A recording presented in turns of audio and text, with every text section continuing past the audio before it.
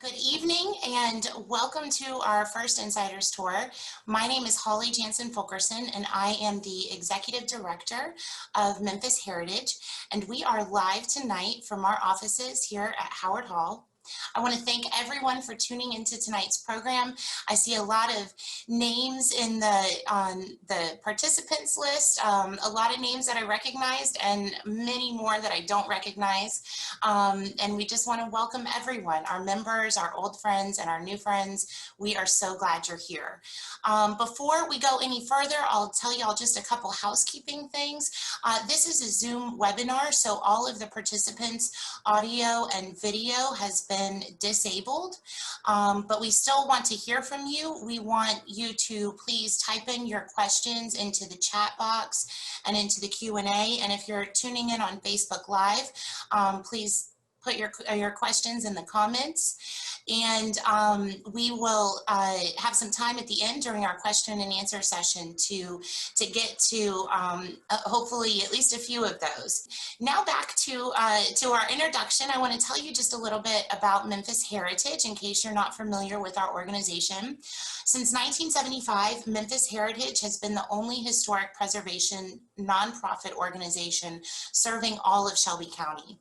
Our mission is to educate and coordinate individuals and groups to save, improve, reuse, and maintain architecturally and historically significant buildings, neighborhoods, parks, and cultural artifacts in Shelby County, Tennessee.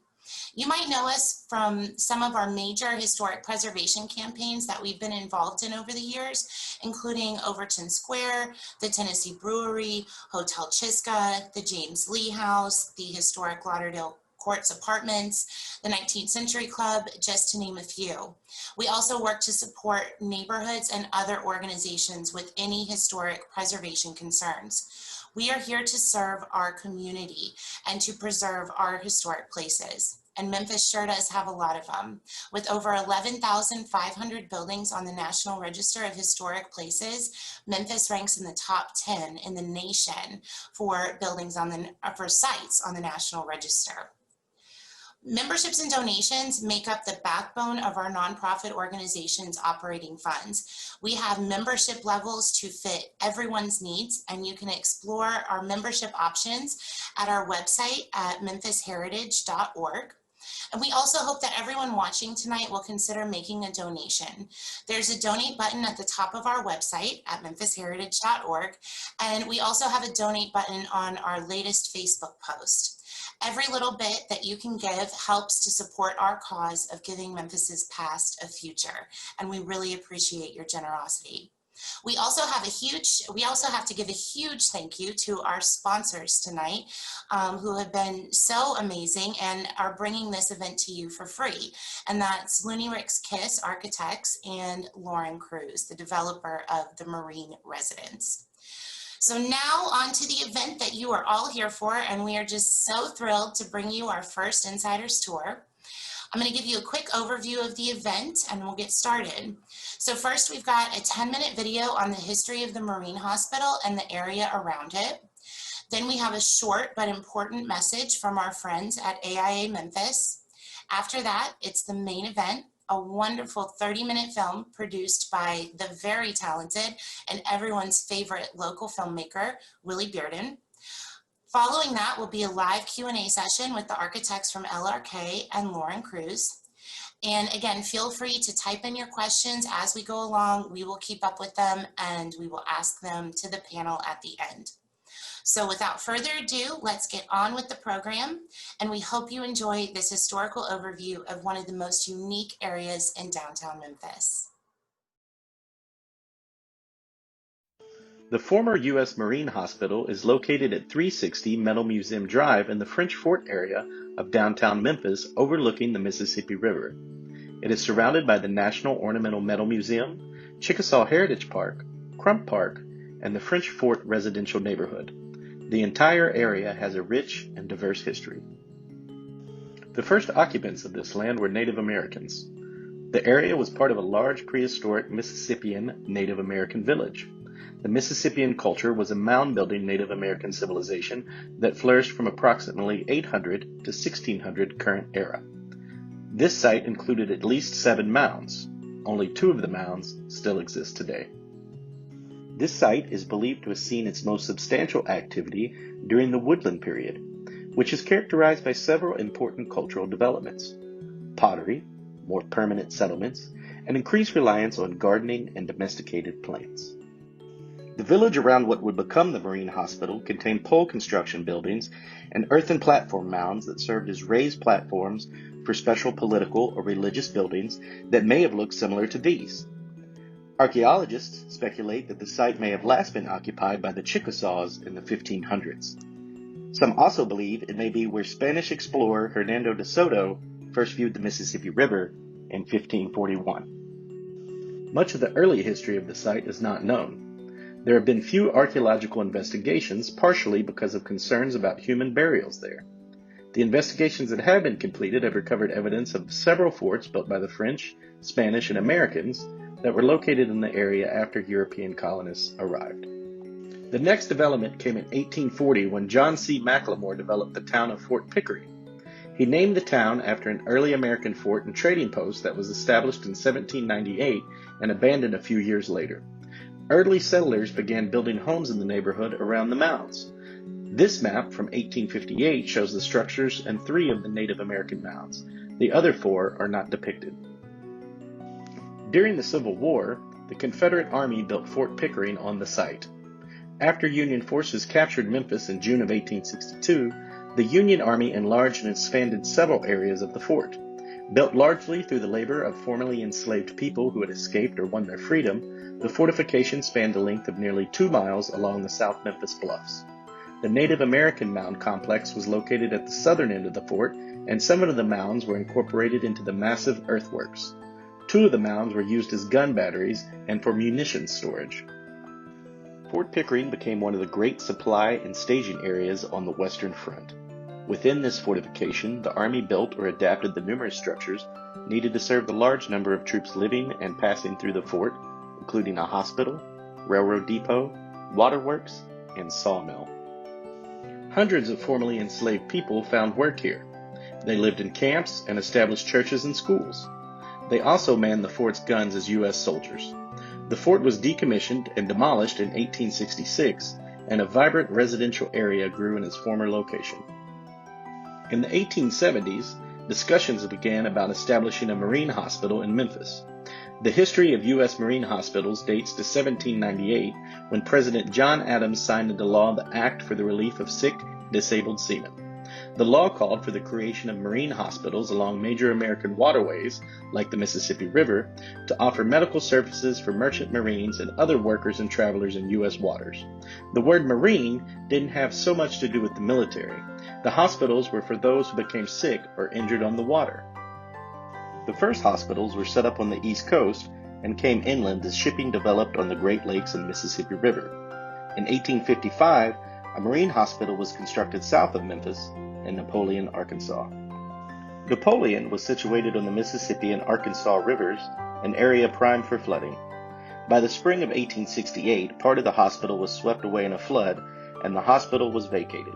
By 1874, the entire town of Napoleon was deserted after years of devastating floods.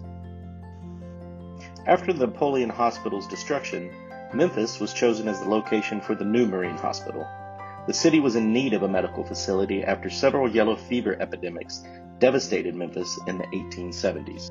Work began in 1883 on a complex of frame and masonry structures. The hospital opened in 1884 and consisted of 6 buildings: the surgeon's house, a stable, the executive building, 2 wards, and the nurses' quarters. It was the first modern hospital and the first federally funded public health facility in the city.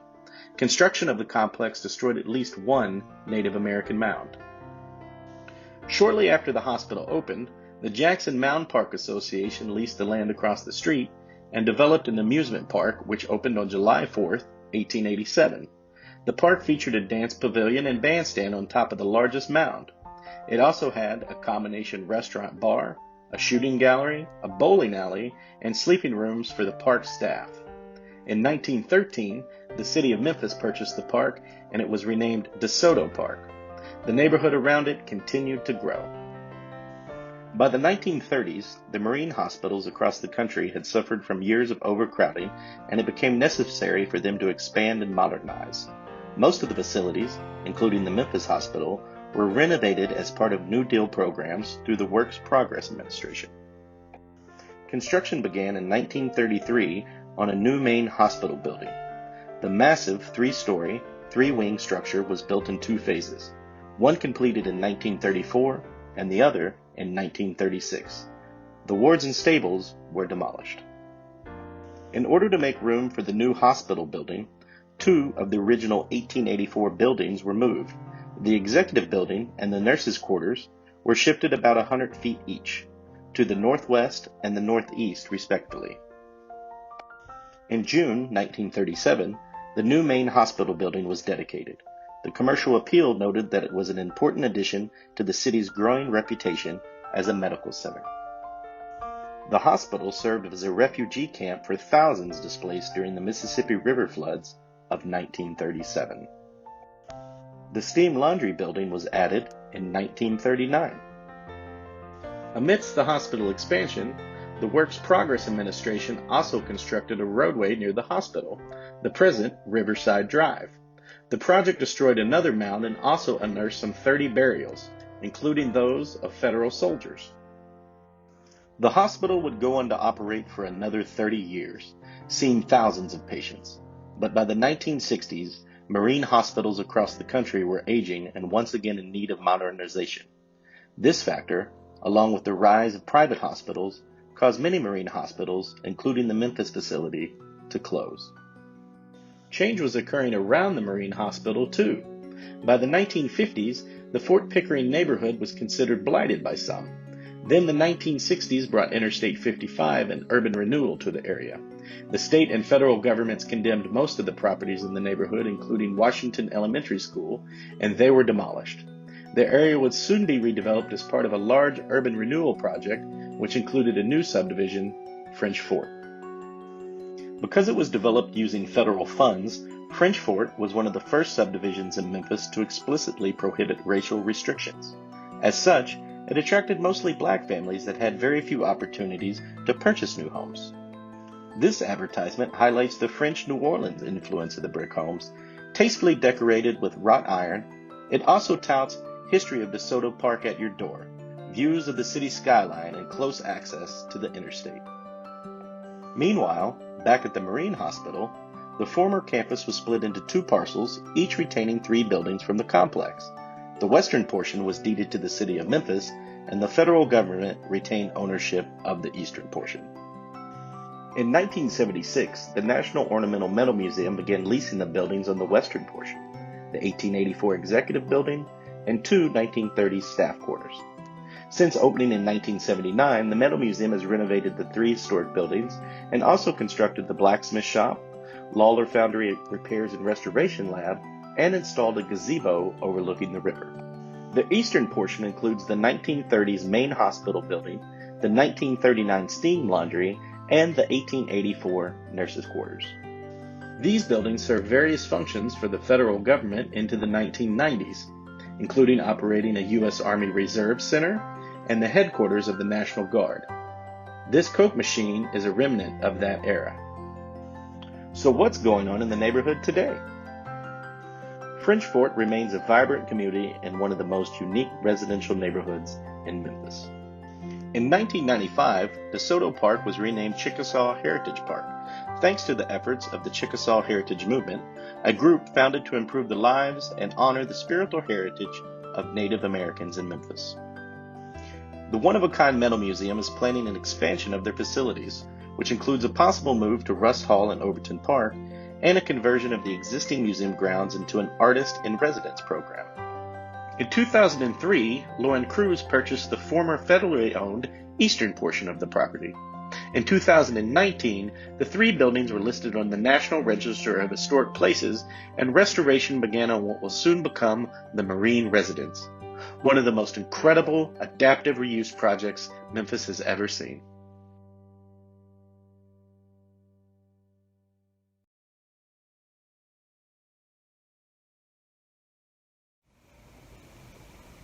Hi, I'm Amber Lombardo, the Executive Director of the American Institute of Architects, Memphis.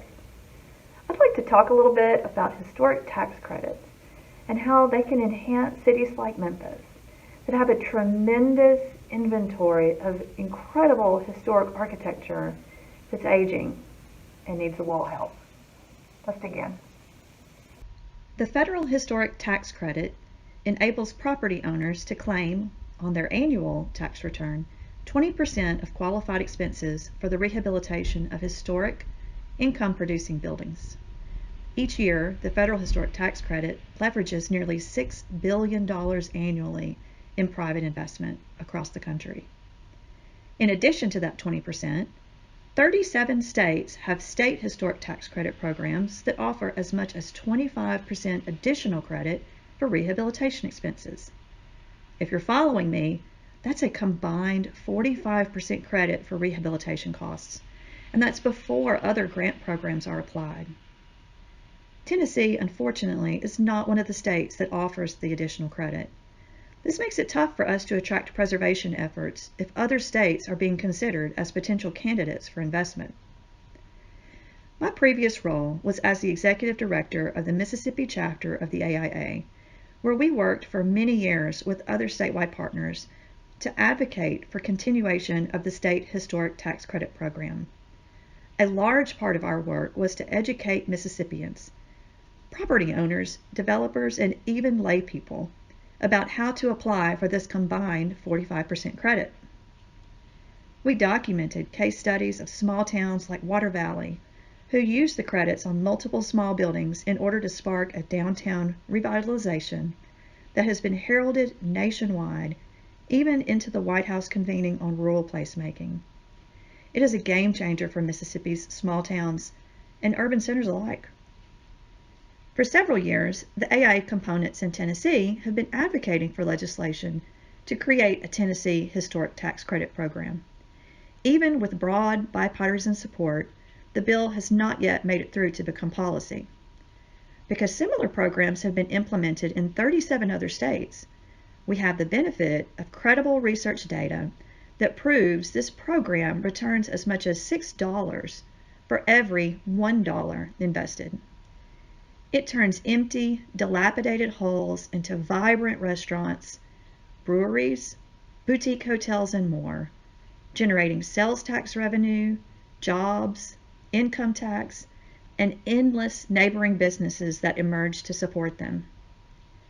Mississippi initiated their program in the wake of Hurricane Katrina as a way to mobilize economic recovery from one of the state's most devastating natural disasters. As we emerge from the impacts of COVID-19, I hope you'll join with AIA Memphis and our friends across the state as we work to compel elected officials in Nashville to likewise put in motion a game-changing economic stimulus for Memphis and surrounding small towns. More information about the Historic Tax Credit Program can be found on our website at aiamemphis.org. Thank you.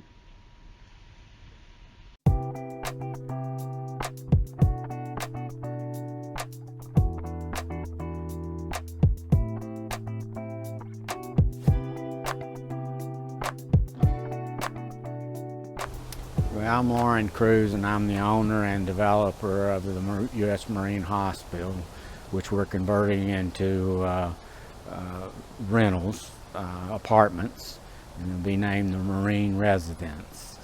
I love the history, and I love the history of the area. I love historical architecture, and I have a special connection with the river, so it was a natural for me. I'm in it for all the wrong reasons. I'm Tony Policiotti. I'm a partner with Lenny Ricks Kiss. I've enjoyed being a part of the firm for the last 26 years, focused on historic rehab. We joined Lauren Cruz in the Marine Hospital project. We probably began conversations in late 2016 and started work in earnest in early 2017. When you add to a building that's on the historical register, one of the requirements is that that addition is able to discern the difference from the old from the new, and so that's not always a pleasant looking experience, but it tells you what was the original and what was added on. And the architects do a very good job of seeing that that's done the best it can be. Well, that's why we got the fine architects that we have, and I think LRK has done a good job of that. The building itself, there's only 71 units, and we're located on 3.2 acres. That's not necessarily high density, so we have all this land here, or area, and so it's got this campus-like feel, and we're going to take advantage of that by we'll have swings, and we're going to have a lot of benches and chairs and fountains, and like you see, a pool and courtyard, and we're going to really play upon that. We may have bocce ball and croquet and this, that, and the other as well, you know. And of course, it is absolutely going to be one of the most pet-friendly projects around. You know. One of the unique aspects of this project is it's really 3 different buildings, and one of those buildings was built at 2 different times, 2 different elements that were put together in the 30s. So in that, each building has its own unique conditions. We're standing at the nurses building right now, and it's a primarily wood frame building with load-bearing brick walls, and that has a totally different set of circumstances and efforts, skills needed to restore that than the hospital itself, which is a concrete frame building. We really were only maybe a year away of having to tear it down. There was a lot of penetrations in the roof. The largest tree in this entire area was right out in front of the Marine Hospital, about 20 feet in front of it, and that tree fell over into the roof. So it came very close to having to be torn down. When we first got into the hospital, it had literally, a 2-foot diameter hole in the roof where a tree had come through it in previous years. Water coming through a building, the breach of that weather enclosure is kind of the death knell of any historic building. That's where the decay really starts to accelerate, and we were probably, not more than a couple years from losing this building. Fortunately, the building was made during the WPA period by the federal government using the finest quality workmanship and materials. Okay, so the bones of the building, the structure itself, is extremely well built and very sturdy. So that's what saved the buildings. That's why they're still here. My father always told me that you could judge the quality of a building by its stairs. And if you go up these stairs and get a feel for these stairs, you can see how sturdy and sound they really are. The entire property is being put on the National Historical Register, not just the buildings, but the entire property. And so we're taking it all back as close to what it was originally. Of course, we have to have parking and pavement, but in fact, the facade of the building, the north facade or front of the building facing Metal Museum Drive, really there's very, very little difference. I think there's 2 windows we made into doors, and you would never tell the difference there. One prime example of how the building was built and the quality of the workmanship is the brickwork itself. The pattern of the brickwork, the tuck point that they used in the bricks. If you take a typical building of this size, this age, there might be $500,000 worth of tuck pointing that might have to be done. Fortunately, we didn't have a lot of tuck pointing that had to be redone, some, but very little. Well, it's a tremendous amount of demo and abatement. There was all kinds of things going on. Ceilings caving in, walls caving in, like as we mentioned the roof caving in. A lot of dangerous, hazardous materials. A lot of steam rooms, boiler rooms, so it was not a healthy environment. There's 61 units in the main building, okay, and it's on, of course, it's 3 floors with the attic, like I mentioned to, so that's 4th floor, okay, which is a loft. It's a loft if you're selling, and then we also took in the basement. Some of the units on the ground floor are like townhomes and go into the basement, okay? There, in the nurses' quarters, there's 4 units in the nurses' quarters. The top of the nurses' quarter is a penthouse, and it's just all one unit. And then the one side of the nurses' quarters is a townhome, which is on the ground floor and goes down into the basement. On the other side, there's a one unit on the ground floor, and then there's actually another unit in the basement in the lower level. Every unit is totally unique. 60% of the units have a view of the river, but then some have a view of the river, some have a view of the park, the beautiful park out front, some have views of the courtyard, some have views of the pool area, and then some have views of all of those. The lobby will be taken back to what it was before. All the crown molding and all those things will be going back to where it was originally. And in the lobby area there will be a post office box, of course, and there'll be a little lounge area. There's a little lounge area on every floor, by the way. Recognizing the financial challenges behind doing a project like this, one of the unique tools that we have at our disposal is the Historic Tax Credit Program that is administered by the National Park Service and by each state preservation office. In broad terms, the Historic Tax Credit Program provides a 20% tax credit, and that credit is 20% of the capital investment put into the renovation, restoration of that property. So, for instance, if it was a $100 project, that provides a $20 credit to help facilitate the restoration. The National Park Service and the federal government's thought behind implementing this program is it will almost always be harder and more expensive to renovate a historic project building than to do new construction. If we value our heritage and the history, the landmark status of these properties, the irreplaceable character, then we need a mechanism to help bring them into financial reality. In return for this 20% tax credit, there are some strings attached. And what the Park Service is looking for are some relatively simple items. The owner has to retain ownership for 5 years for the period of the tax credits. And what they're looking for is to make sure that it's not a quick flip, that this is not a mercenary transaction. It is about the building and the development and not just making a quick buck.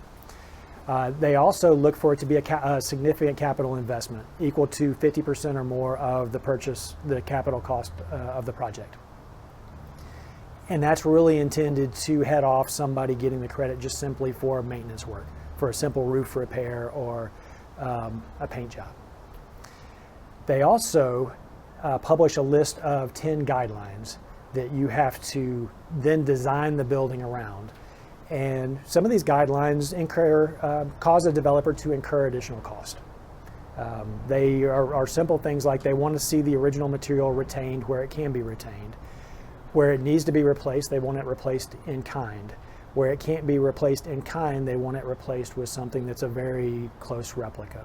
And if there is any new aspect, it needs to be added in a way that merges with the character but is distinctly different and not representing that it was part of the original project, the original construction. So you can imagine there's 10 of these guidelines, and they apply to every historic project from Mount Vernon to the Washington Monument to this Marine Hospital. So for the Marine Hospital in particular, 2-3 of the main challenges we had in that negotiation were really fundamental business aspects that make or break the project. So as Lawrence tried to figure out how to redevelop this project, how to make it an investment that makes sense, he could put his money in a CD or a bank account or the stock market and get a somewhat predictable return. What makes him as a owner, as a developer, willing to step out on a limb and put the millions of dollars it takes into a project like this, sign a loan, take that risk, if there's no financial return? So that's obviously has to be a critical aspect of getting these projects done and preserving this history. Well, in order get the tax credit to make this possible. And in order to develop the additional rentable square footage needed to get the units that make this a real viable business deal, we expanded the vision into how can the attic be used. We have fabulous space in the attic of the Marine Hospital that is, it's an attic just like you and I have in our houses. How do we turn that into revenue producing, income producing space? The answer, the only answer, is you have to add natural daylight. And the solution to doing that was to raise a series of very simple dormers in this hip roof,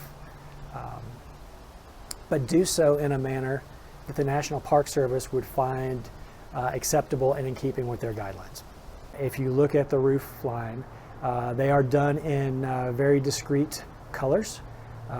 They are clad in slate to kind of blend into the roof. They are painted a dark charcoal so that they would blend into the roof and not call attention to themselves. At the same time, they're a shed dormer form with a straight line sloped roof, as opposed to the original dormers on the building that have the eyebrow, have the arched head. That was an intentional, deliberate resolution as we worked through these elements with the Park Service on how could we achieve both of our goals. Similarly, when we get into how the actual building functions, this building predated air conditioning. Today, you can't, in Memphis, Tennessee, do a building without air conditioning. It's just not possible. 110 degree weather, 99% humidity, air conditioning is critical. So where do we put 70 air conditioning units to serve this building? There's really only two choices. You can put them on the ground around the building, you can put them on the roof. Our belief as architects and designers is we wanted to keep the ground plane clean, because that's where pedestrians and people traditionally approach a building and what you recognize and see. So our answer was put them on the roof. The National Park Service had a little different approach, and that they felt like the slate roof of this building was such a significant defining character defining feature that we were potentially going to devalue it by putting the air conditioning on the roof. I think if we look at them rationally, they're both very valid points of view. So the question becomes, how do you negotiate through that and find a common ground, a solution that works for both? So where we ended up is, you'll notice in the front of the building and around the perimeter, a single row of air conditioners, which architecturally we're not really crazy about, but that was just a necessary requirement. And those will be screened behind landscaping. So we can have a nice landscape base, and most people will never notice those air conditioners once the project's complete. However, there's not enough room around the building to hide 71 air conditioners. So the Park Service then accepted sightline studies. So we did a series of studies that proved how far away you would have to be able to see an air conditioner, and how insignificant that would be in the broad context. If you're looking through these fabulous mature trees and you're looking at this beautiful architecture, are you really focused on this minute mechanical detail on the roof? We also pointed out that there were some existing historic original mechanical ventilation units on the roof. So this was more or less in keeping with what the original designers, the original architects in 1930 had done. The unit on the east side, on the 4th floor, because of the configuration of the roof, the windows were a little high and you really didn't get a good view out of the windows. So what I chose to do was to go in and build a wood floor there and build it up about 12 inches or a foot. So some of the elements that made the renovation, the restoration possible were the amazing condition of the original windows. What you find is that wood is not created equal. A modern wood window may last 10 or 15 years. The original hardwood that these windows are built from virgin forest is practically indestructible. You talk to the carpenters and they'll tell you that it is, it's hard as steel. That driving a nail through the wood is a physically tough effort because of the density and the strength of that wood. So those are the things that you get in a historic property that you can't replicate in new construction. And as you'll see as you walk through, 99% of the windows in this building have been restored with the original wood pieces. One of the truly fabulous aspects that you get out of this particular building, because each exam room had its own window, there is a tremendous amount of glass to floor area ratio. It is it's astonishingly well daylit. You can't replicate that in new construction. What you find in new construction is the window ends up being the most expensive part of the wall. So a modern developer in a modern multifamily project is going to minimize that expense by putting as little glass in the wall as possible. So these units, just by the working with the character of the building, provide a tremendous leasing asset, a tremendous amenity for the residents. And what we've done in order to kind of maximize that is we've inverted the design of the units. We've put the circulation space, the space that you interact with all the time as you walk from the living room to the kitchen, as you walk to the restroom, as you go back and forth from your bedroom to get a cup of coffee, whatever it is you do in life, we have put that circulation path on the glass, so you're always seeing and you're experiencing that daylight and that natural phenomena, and as well as the incredible views out. What's fascinating for us is this is a campus that is a bike's ride from downtown Memphis, yet when you're on the site with the Mississippi River, with the park, with the huge mature oak trees, it's as serene and suburban a setting as you can get downtown. The hallways were extra wide so that the gurneys could pass, and that's the same reason a lot of the doors are the size they are too. As you walk through the corridors, you will also notice that there are actual unit doors, and then there are beside those unit doors sealed off doors. So this is also an outgrowth of the National Park Service's design guidelines. When they think about the historic character of the building, most of us mentally go to the outside and what it looks like from the street, and that is a critical aspect. But the National Park Service, they actually come inside the building too in terms of what they decide, what they believe, creates the historic character that defines a property. And you can imagine a grand hotel or a grand ballroom where that interior space is absolutely as critical as the exterior. For the Marine Hospital, the Park Service encouraged that the main corridor system was an important integral element of why this building existed and its historic character. And in that element, the rhythm of the exam room doors was something that needed to be preserved. You can imagine that those exam room doors did not always line up with where the new apartment unit went. We don't all want to live in an exam room sized apartment. So we ended up with this in historic preservation is relatively common situation where we have active doors and we have non-active doors that where the non-active doors are simply there to illustrate that historic character and that original use. To me, inherent in historic preservation is storytelling. And you'll see that there are several places, several unique units throughout the Marine Hospital where the unit originated as maybe a surgery suite or a dental suite or maybe the pharmacy or the lab with the autoclaves. And we've worked really hard to keep as much of that original historic fabric as possible. And you might recognize that in one living space, there may be transitions from the seafoam tile that was used in the one setting to the white subway tile that was used in a different setting. And that's really, we see that as something that particular resident, the person who leases that apartment, will be looking for a unique story that he can tell, she can tell to their guests when they come over, to their friends, their family. That's the Instagram moment of, oh my, I actually live in the operating room. I frequently contrast the two, but a new construction project is typically going to be painted sheetrock. and you're not going to have that richness of texture. So if we're trying to create an environment that appeals, has a different emotional appeal to an audience, then we need to differentiate and create something that's unique. When you get off the elevator at the attic, you'll notice that there's a nice rich play of different materials and textures.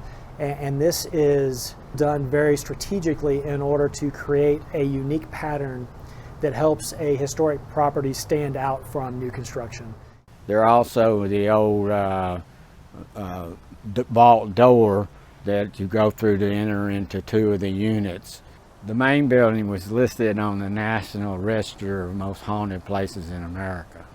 You know, I've had people here filming and several different groups appear filming. It's been on TV, one thing, the other.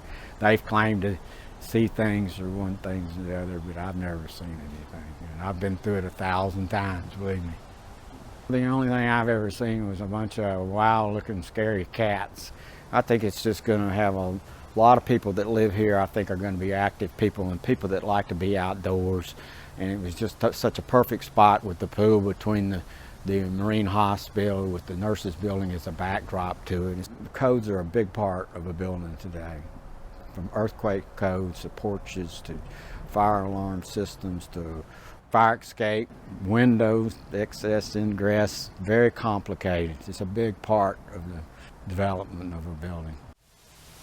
Well, the old nurses' quarters that's on the property is one of the original buildings to the property. It's a gorgeous building. I think it's an Italianate style building, and it's one of the very few left in the city of Memphis, actually. And it was on the historical register prior to me even purchasing the property back over 15 years ago. We probably replaced about 40% of the wood on the porches. The building looked like it was in really rough shape, but it was primarily the wood on the porches that made it look bad. The actual building itself, it has good bones. It's what you look at is your seals, your beams, your joists, your rafters, the windows and doors, are they racked or whatever? None of that. All the building itself was in really good shape. As you enter the front door of the nurses' building, you are immediately presented with a sculptural curved monumental stair that takes you from the ground to the second floor. This is mostly the original stair. We have had to go back in and recreate elements, the newel post.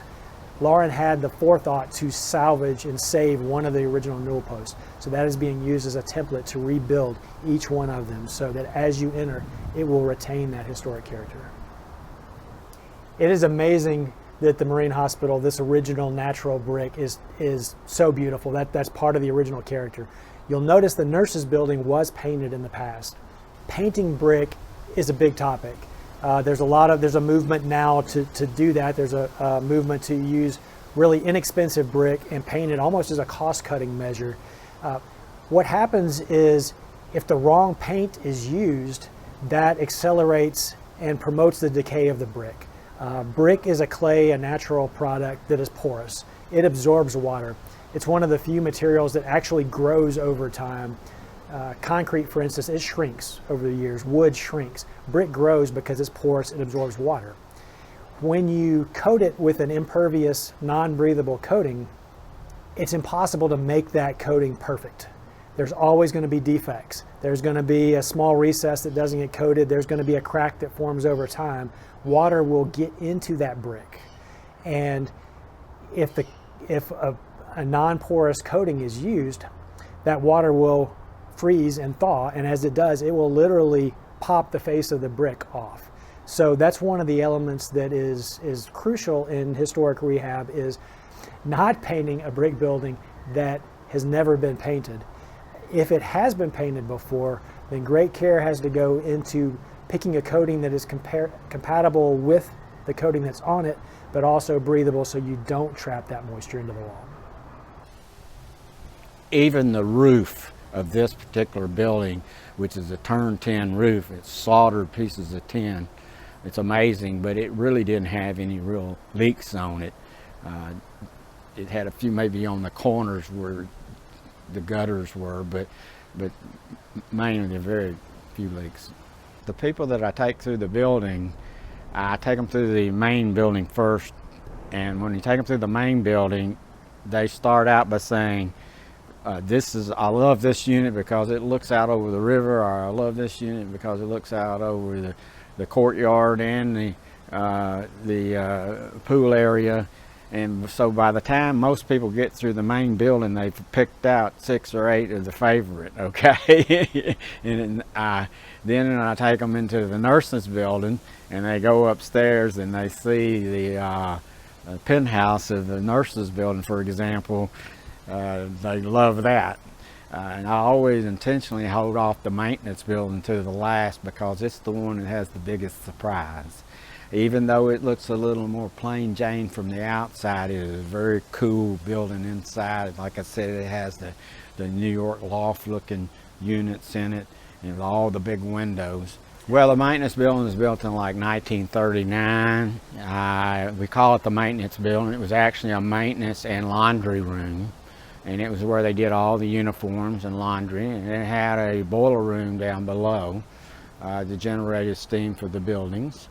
Yeah, the incinerator will remain, and at the top of the incinerator we actually we propose to put an American flag above that. Well, we're keeping all the metal doors we possibly can, the original metal doors, but a lot of them were in bad shape. Some of them are rusted out the bottom, or their frames are rusted out, so we have to replace them. One of the challenges in the Park Services guidelines is when you need to add something new, a new element. There's a careful balancing act between they want it to look new and not pretend to be part of the historic character of the property, but they also don't want it to stand out and call attention to itself. What does that mean in terms of physical reality? In this project, you'll see it in a couple different places. You'll see some metal storefront replicas that are crafted to look like the original garage doors. They're attached to the maintenance building, so the garage doors opened up. The groundskeepers could bring their lawn equipment in. They could bring a car in for maintenance, whatever they needed to do in that space. But it was a garage door. And in terms of an apartment unit, most of us don't want a garage door in our living room or our bedroom. So the question becomes, how do we reinterpret that in a modern manner that serves both purposes, that alludes back to the historic character, the item that was there, but also does so in a way that functions for the new reality.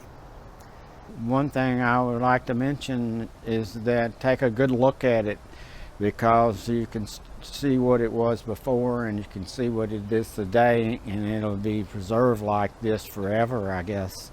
But it may be one of the last major historic renovations done in the state of Tennessee unless we get changes to the tax credits. The new regulations under the tax credits, the value is not really there for just, there's a lack of incentive for developers to develop something like this, because it's just, it's very, very difficult to make money. And banks don't like to loan to developments that don't make money. And you can see this today. I think this is a very prominent real-time situation where we have disinvested in our cities and our historic properties. That has in turn led to the suburban flight. Nothing against suburbs. I've grew up in a suburb myself, but they don't have the same character, the same sense of place as our older urban places. When we struggle with some of the social equity type issues that are so prevalent today, so prominent in the news, I can't help but think back that a significant aspect of that is the disinvestment in the communities where people come from.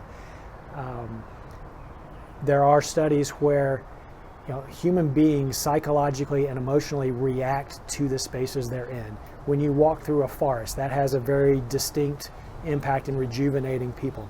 When you see huge, tall trees, you stand up more vertically, you breathe deeper.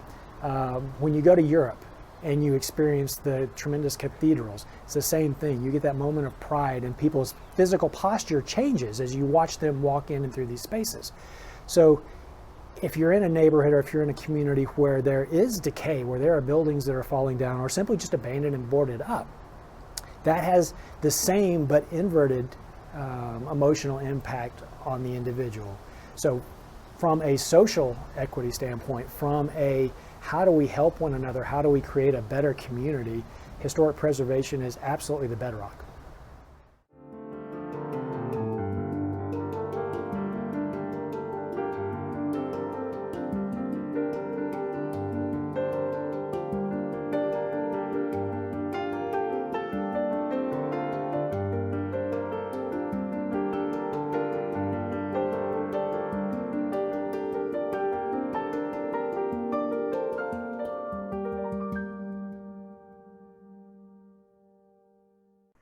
Okay, we've got Kyle Archer and Lauren Tolbert here from LRK. Lauren is going to go by LT tonight just to avoid any confusion with Lauren Cruz. We've already met Lauren Cruz, so let's meet our other panelists, Kyle Archer and Lauren Tolbert. Kyle, would you please introduce yourself to our audience? Sure. My name is Kyle Archer. I'm an architect with Lenny Ricks Kiss. I've been with Lenny Ricks Kiss for about 20 years now. I specialize in multifamily and historic mixed-use renovations. Great, great. Okay. And Lauren, LT. Hey, yeah, so my name is Lauren Tolbert, as Holly said. I've been with LRK for about 7 years now. And similar to Kyle, I specialize and work in multifamily and historic rehab and historic adaptive reuse projects. Great, excellent, excellent. And hi, Lauren. Hello, how are you, Holly? Good, how are you? Oh, pretty good. You're not wearing your mask. Well, I know everybody has already met you, but before we run out of time, I know you asked if you could give some shout outs to some people. I think now might be a good time to do that, and then we'll get into the questions. Well, there are a few people, and not everybody, of course, but I want to thank the city of Memphis and the mayor for his help, and Doug McGowan, the COO, and Robert Young and Verna Lambert of HUD, Manny Beelan, Director of Engineers, Robert Connect, Director of Public Works, Chooch Pickard, the Historic Consultant, John Verbango, Attorney, James Stokes, a consultant, my wife, my brother Hilliard for his support, and my bookkeeper and consultant, Lori Vaughn. Very good, very good. It truly has been a major undertaking, Lauren. Why did you decide to do this in the first place? Well, I love historical architecture, and I have done some restoration before and prior. Okay, I also love the river and have a special connection with the river. And actually, when I was in high school, a young man, I was involved in excavations of Indian mounds, and I worked with what now two of my best friends are archaeologists. So I was more of the muscle, though, not the. Very good, very good. Okay, well, let's ask some architectural questions. Kyle, what was your favorite aspect of the project? My favorite aspect was the ability to convert the unused attic into occupiable space. And that actually turned out much better than we expected. The volume of the space we were able to recapture inside of those roof lines, along with the added dormers that brought in lots of light, as well as some pretty good views out to the river, turned out to be one of my favorite aspects of the project. Next to that are two areas in the project, one where we converted an old dental office where that light came from that you showed previously into a unit. Most of those walls and the openings and the tile and the finishes on those walls are still all intact. As well as what we've come to call the morgue unit, which is a rehabilitation of the old space. You saw some of those pictures in the session as well, of the old morgue that will now be turned into someone's living room. Right. That's so exciting to think about that. That you might be able to, have a former morgue as part of your apartment. I know, Lauren, that you still have the morgue table. Have y'all decided what you're going to do with that? That's not quite decided yet. We're thinking about making a pet wash table out of it. So. Okay, very good. Very good. We got several ideas. Very good. Well, LT, Tony in the video talked a lot about, just the challenges in working on historic projects like this. What to you, and from your perspective, what was the biggest challenge that y'all faced? I think for me, one of the biggest challenges was, I guess, probably during the design process. And Tony, again, like he said, alluded to it a little bit in the video, but, due to the historic tax credit, some of the things that we had to, or one of the things we had to maintain was the original width of the corridors in the main hospital building.